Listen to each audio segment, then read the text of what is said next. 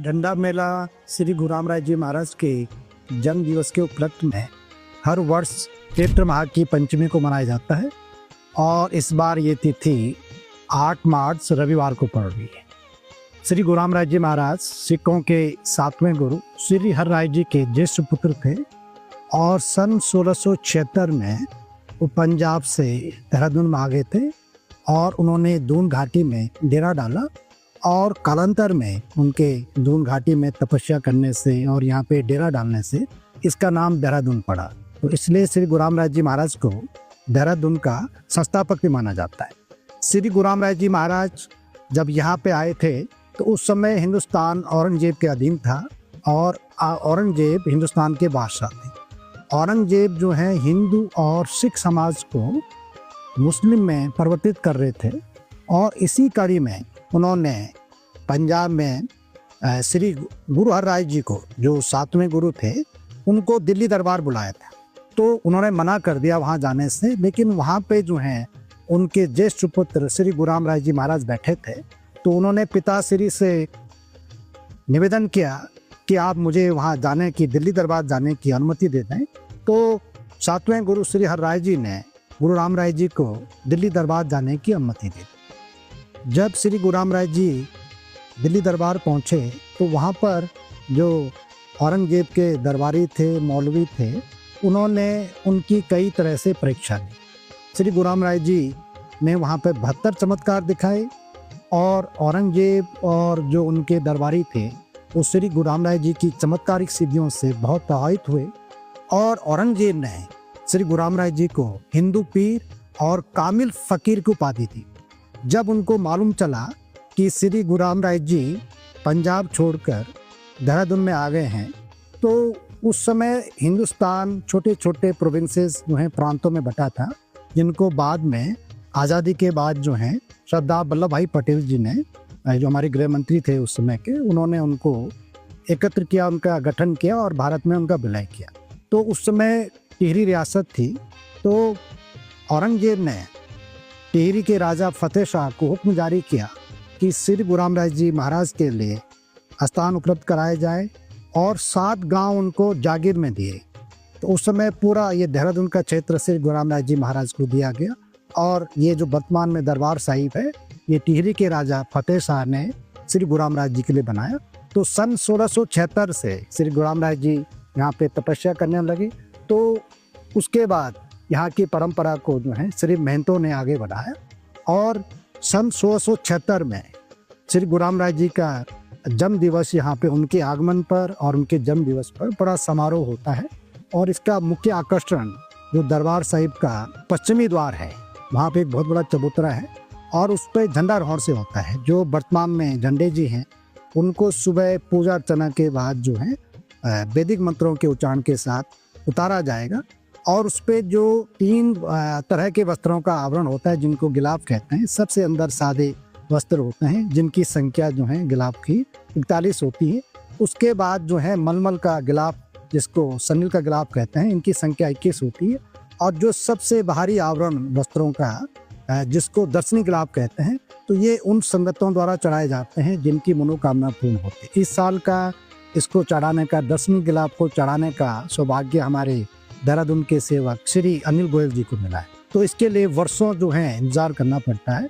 तो ऐसी मान्यता है कि जो भी दरबार साहिब में मत्था टेकता है, यहाँ पे सेवा करता है और पूरी भावना से आता है, गुरु महाराज उसकी हर मनोकामना को, उसकी मनोती को पूर्ण करते हैं और उसकी झोलियाँ जो हैं खुशियों से भर देते हैं। तो यही कारण है कि सदियों से जो हैं गुरु महाराज के दरबार में, झंडा साहिब में, देश भर से और विदेशों में जो हमारे गुरु महाराज के अनुयायी और श्रद्धालु और सेवक रहते हैं, वो उनके जन्म दिवस पे जो इस वर्ष चैत्र माह की पंचमी 8 मार्च को पड़ रहा है, बहुत सारी संख्या में हमारी संगतें यहाँ पे आई और जो झंडा जी का जो आरोहण होता है वो बड़ा, इसका जो दृश्य है बड़ा दिव्य और अलौकिक होता है।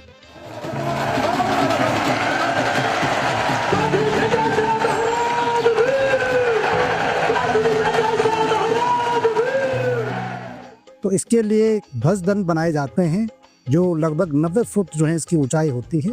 तो सुबह पूजा अर्चना के बाद जो है पहले वर्तमान झंडे जी को उतारा जाता है और जो इस पे गिलाफ होते हैं संगतें इसको प्रसाद के तौर पर ग्रहण करती हैं। उसके बाद दिन भर जो है झंडे जी की सेवा चलती रहती है।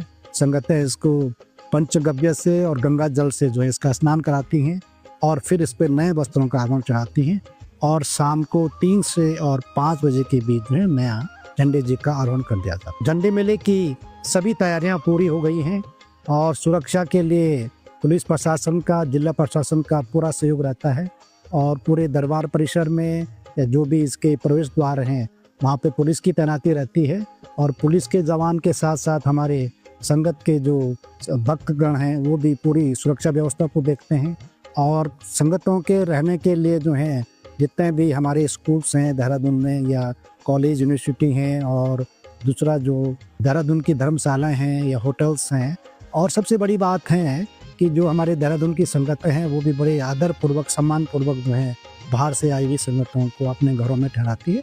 तो कोई भी दिक्कतें जो हैं संगतों को रहने के लिए नहीं होती है। उसके अलावा खाने के लिए लगभग जो हैं 3 लंगर जो हैं, एक तो दरबार परिसर में, फिर तालाब में, उधर माता वाला बाग में 24 आवर्स चलता रहता है।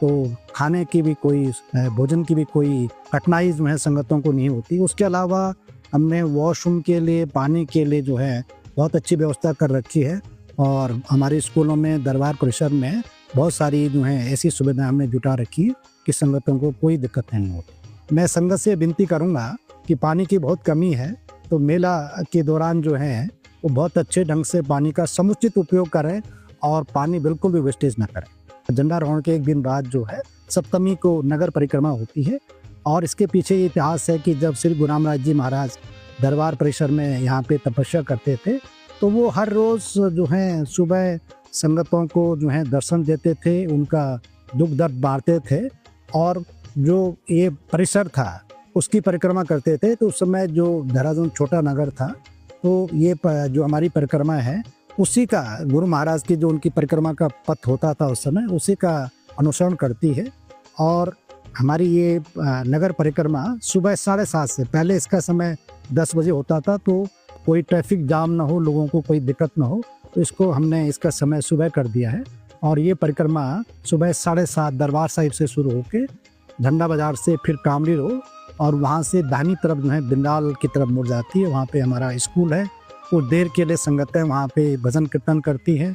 आधा घंटे रुकने के बाद तिलक रोड होके फिर जो है चक्राता रोड, फिर घंटाघर और घंटाघर से फिर जो है पलटन बाजार और धामा वाला होते हुए फिर इधर लक्की बाग और वहाँ से जो है फिर भंडारी बाग जो हमारा स्कूल है, हॉस्टल है, वहाँ पे जाती है। वहाँ पर फिर संगतें कीर्तन भजन करती हैं और जो स्थानीय हमारे संगतें हैं उनसे मिलती हैं और वहाँ भी प्रसाद का वितरण होता है।